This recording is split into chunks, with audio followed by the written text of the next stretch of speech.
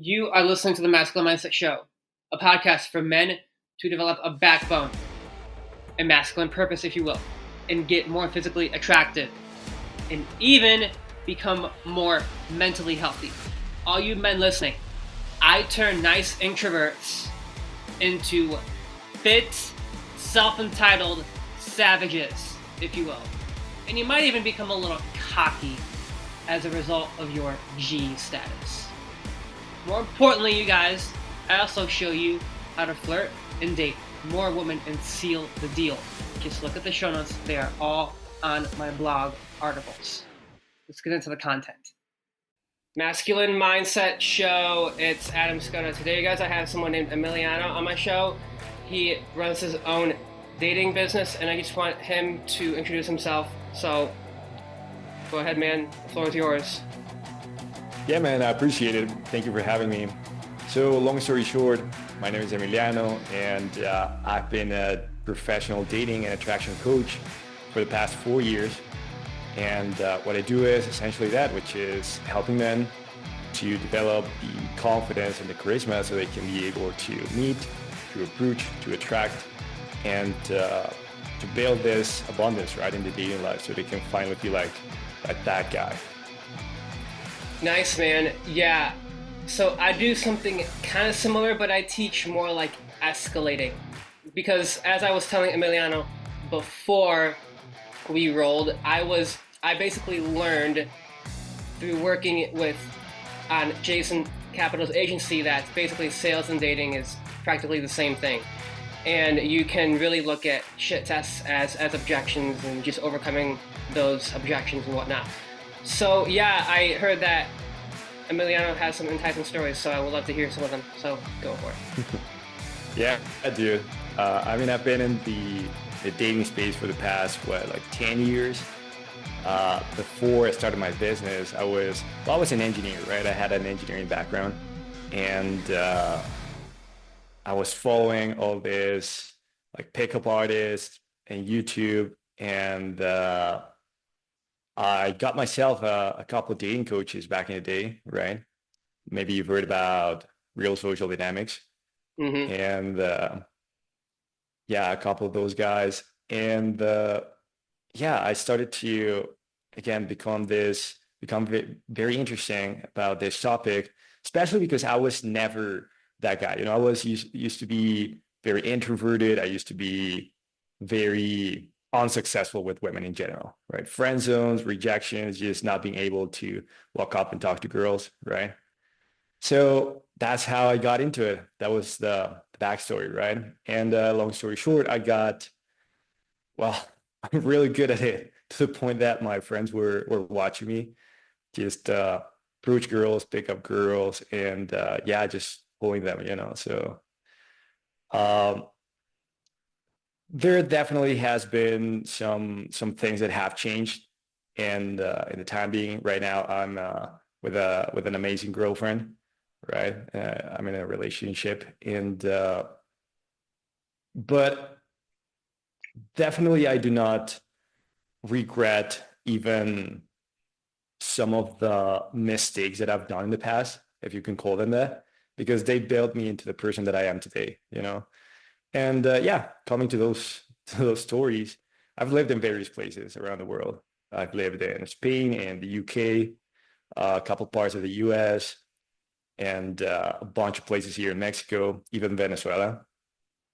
And it's different, but it's the same, Adam. It's like people always say that the grass is greener on the other side. But when you do have the skills, at the end of the day, we're all humans, right? So we kind of work in the same way, and you learn to recognize the patterns of how men work, of how women work, right? Obviously, every person is different. It has their unique characteristics, but at the end of the day, there's patterns that you can recognize, and there's ways that you can understand how we behave and how we react depending certain things that are happening, right? And how we can interact with other people. So, for example, one of my favorites is when I was living in Scotland a few years ago. And to be fair, I did not connect very well with a lot of Scottish girls. And the reason is, I'm sure there are exceptions, but they're not my type, you know? They're definitely not my type. Scottish girls, I was in Glasgow. But the good thing was that it was a very cosmopolitan city, meaning there was a lot of people from everywhere around the world. From Latin America, from Italy, from Spain, from France, from Poland, from all over the world, the US, Canada. And that was great because I'm pretty sure you've noticed this as well. Whenever a girl or even a guy anywhere is in tourist mode, they tend to be more adventurous and they tend to be more open-minded in terms of new experiences. So that definitely gives you an advantage to meet those type of people. So, well, yeah, I met this girl. She was from Poland, actually, and it was at a bar in Glasgow. And I was with my friends. You know, it was our first night out. I still remember that. It was our first night out, and we were at the bar. We were chatting. Right, we didn't know each other that well. I didn't know those guys that well at that moment. So in a way, I was a bit nervous of how they would react to see me pick up girls, you know, but I was like, hey dude, I'm here to have fun, right? So fuck it.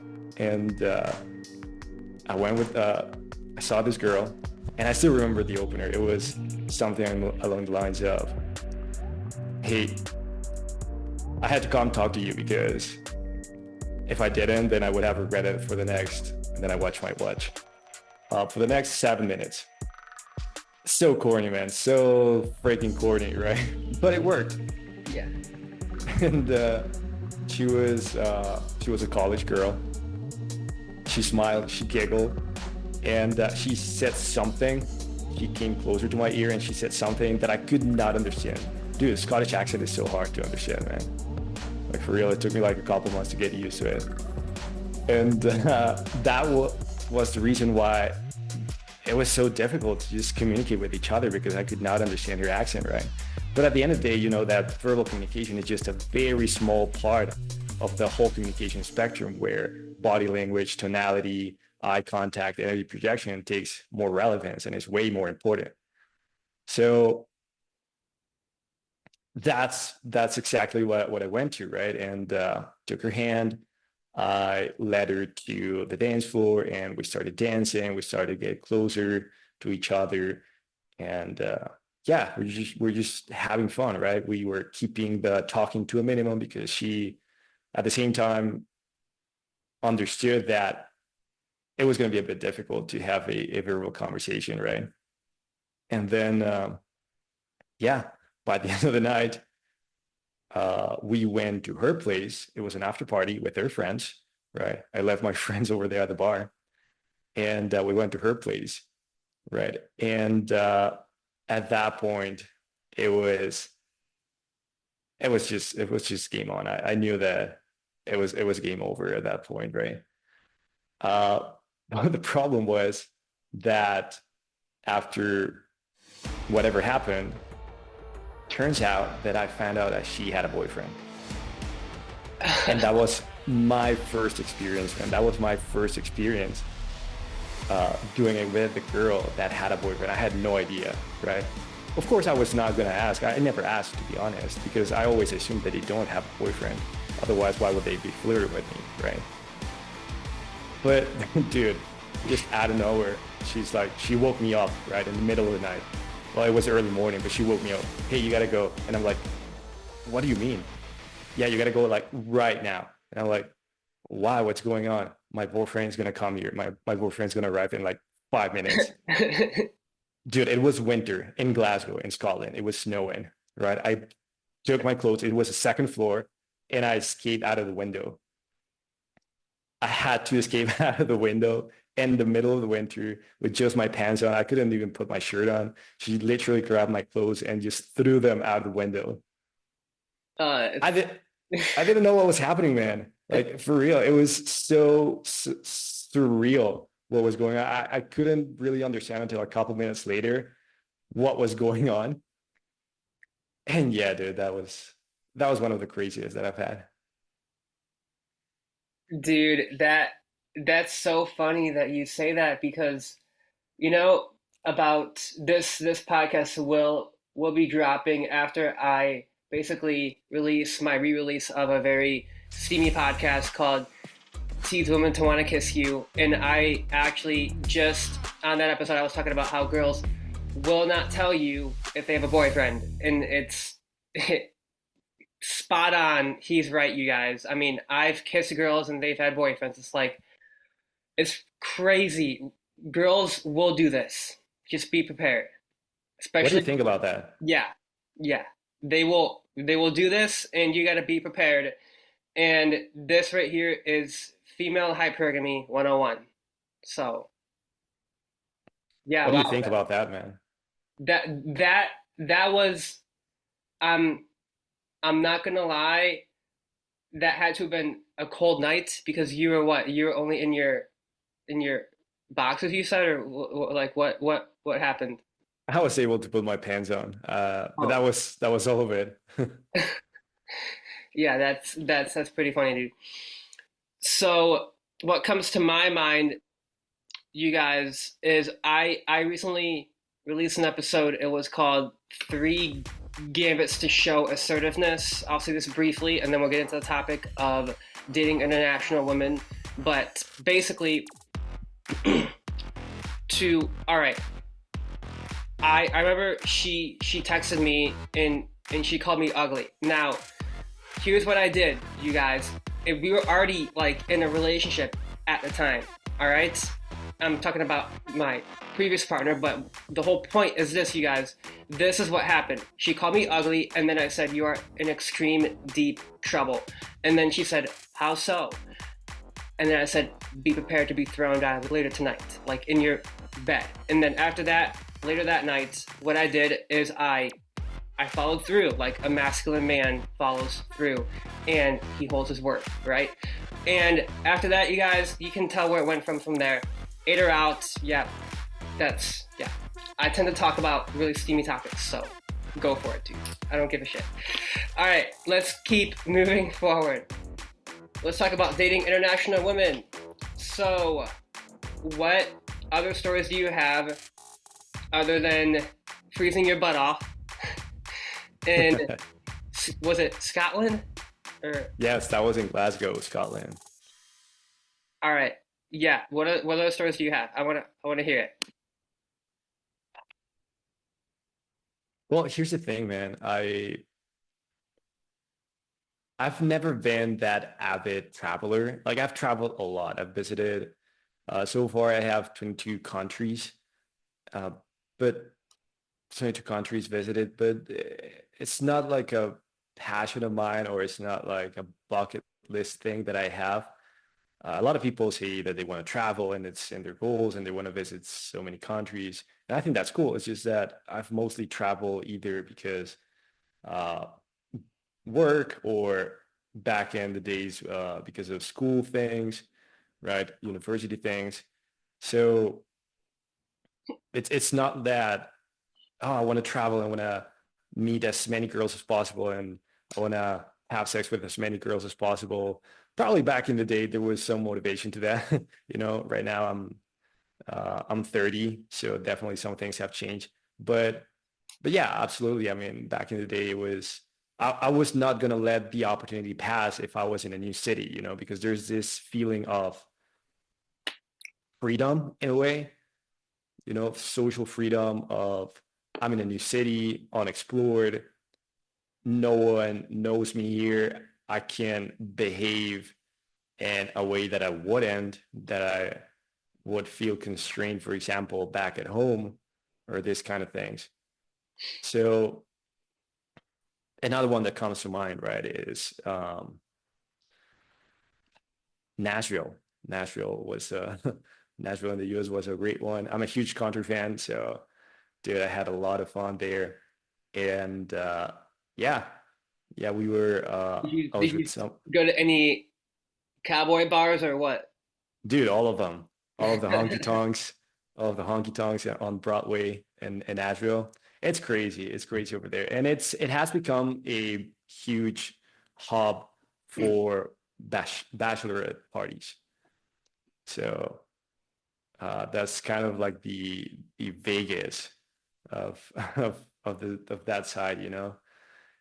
So yeah, it's a very fun city, great nightlife, and well, here's the thing: I don't drink at all. Like I've had probably like 3 drinks in my whole life, right, in 30 years of my life. That's So awesome, dude. Love it. yeah, yeah, you know, one of the reasons is I just love being present and being very conscious, and I don't like to depend on alcohol to gain, uh, yeah, just liquid courage. Hmm. Essentially, when I'm at the bar or at the club talking to girls, and it also gives you a different perspective in terms of what's going on. Like when you're drunk, you kind of lose track of what's going on. You lose track of time and you're not aware of how people behave. So you're not as sharp, you know, when you're completely sober, you're as sharp as it can be. And that gives you an unfair advantage to anyone in that place.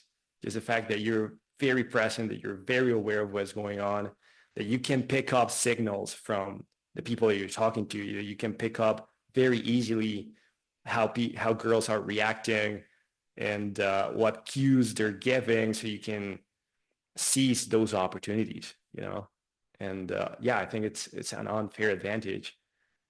And yeah, again, also girls, they don't really enjoy having conversations with guys that are super drunk or wasted. You know, it's not fun for them. So it Oh, also, yeah. Can I say something really quick on that? yeah, go for it. So not that long ago, you guys, uh, I don't want to say what business this happened at. Let's just say that I work here. But either way, I had to deal with a very, very, very drunk guy who basically came in. Dude, this was his wedding night, like, Okay. and he got like irritated with me over nothing, and kept accusing me of ruining his wedding night.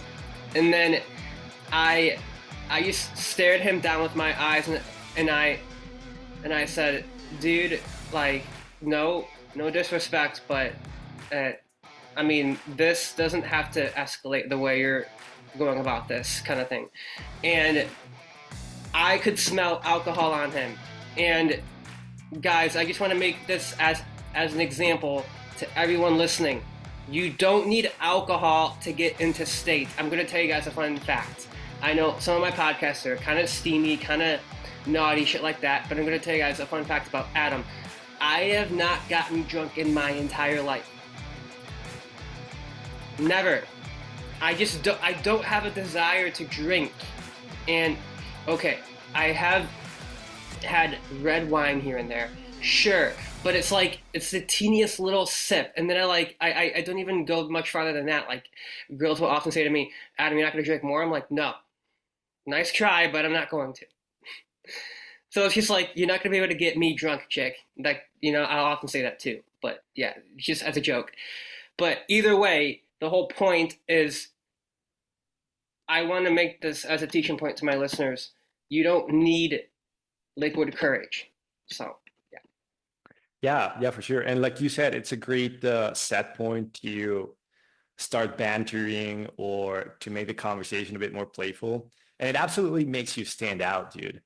Like if whenever I'm out, I'm almost always the only person that is not drinking, right? That is with a bottle of water or with a glass of water, right? So girls are somehow amazed, and they just start by saying something like, how come you're not drinking? Here, have a sip, or here, have a shot, right? And like you said, you can make it playful and Mm-hmm. turn around the frame, as in making them making them think that they're the ones that are picking you up, right? They're the ones that are hitting on you. Yeah. No, Oh, I'm sorry. yeah. That's gonna work. I'm sorry. I know what you're trying to do. I know that you're trying to get me drunk and take advantage of me, but I'm sorry, that's not gonna work, right? I know you want to take me out into your sniper hideout and taking advantage of me and all that shit. Yeah, just yeah, guys, it's just like you got to make shit up. You know, sometimes when I banter with girls, I will just say this: "How goes it, bro?" I just say it like that. How goes it, bro? And I'll Yeah, call them. I will call them bro, just to see like how they'll react. And totally. it's just like, guys, you know, if you want to get a girl to act more feminine, steal that from me. How goes it, bro? They don't want to be called bro. So, but yeah, kind of a little trick there. Either way, I want to tell you guys real quick, circling back to the topic of dating international women. What other countries have you been to? Right. So I've been to Ireland, Scotland, England, Spain, Italy. Oh, dude, Spain is great. Spain is has been one of my favorite, especially because there's something about uh, I'm Mexican, right? 100% born and raised. So we usually tend to like what is different. You know, we usually tend to be attracted to what is scarce. We value what is scarce. That's one of the fundamental principles of social attraction as well. And that applies, for example, to people or to types of people and your surroundings, right? So, for example, here in Mexico, sure, I mean, with good game, with good dating and social skills, confidence, and knowing how to stand out, then it can be done, right? For me, it has worked for me. But it has an advantage being a Latin guy and say a Nordic country, right? For example.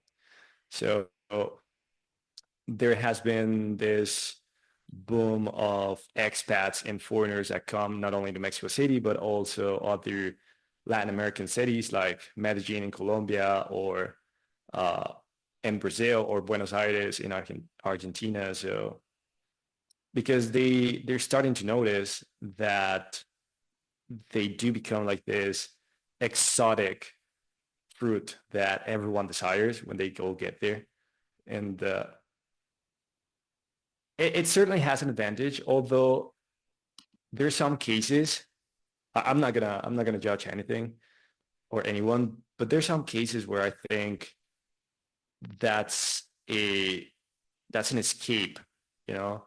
It's like, well, I don't have the skills, I don't have the charisma, I couldn't make it in my own city, therefore I'm gonna go where it's easier for me. And sure, if you have the opportunity, I guess there's nothing stopping you, right?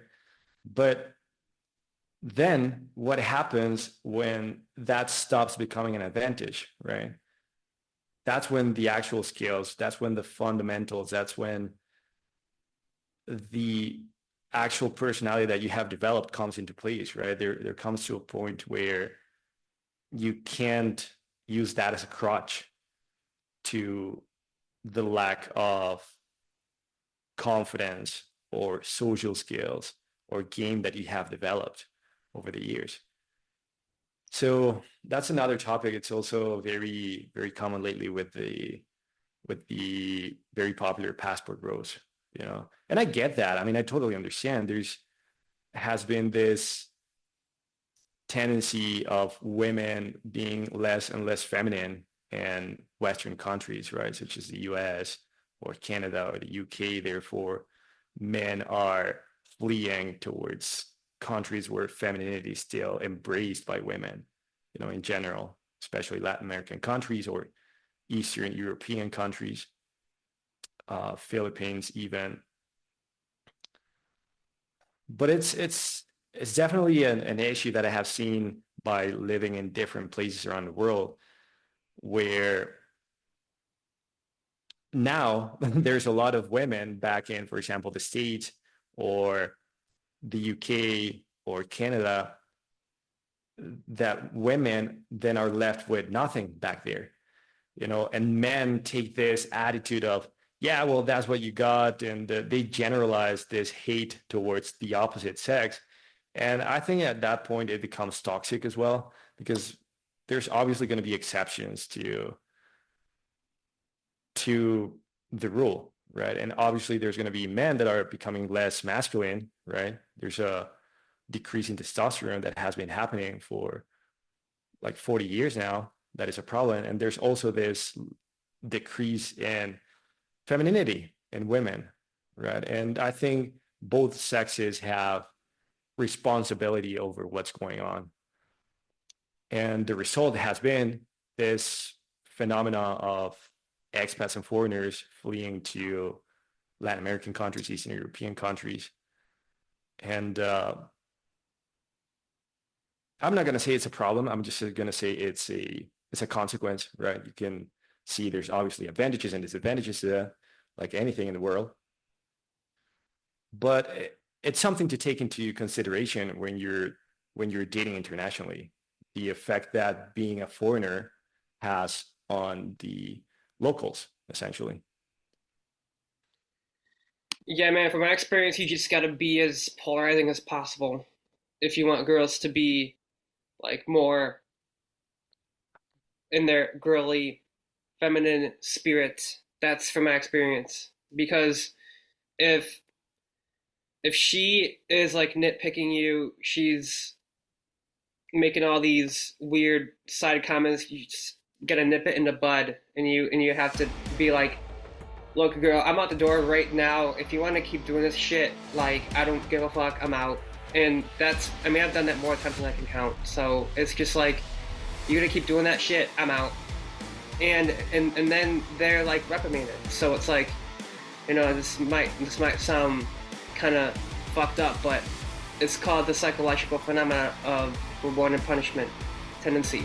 But either way, I'm not saying that to be like a dick, as some people misinterpret me. I'm saying that because how else can girls see how much of a man you are? Like, you guys, you gotta show that you're willing to let them go.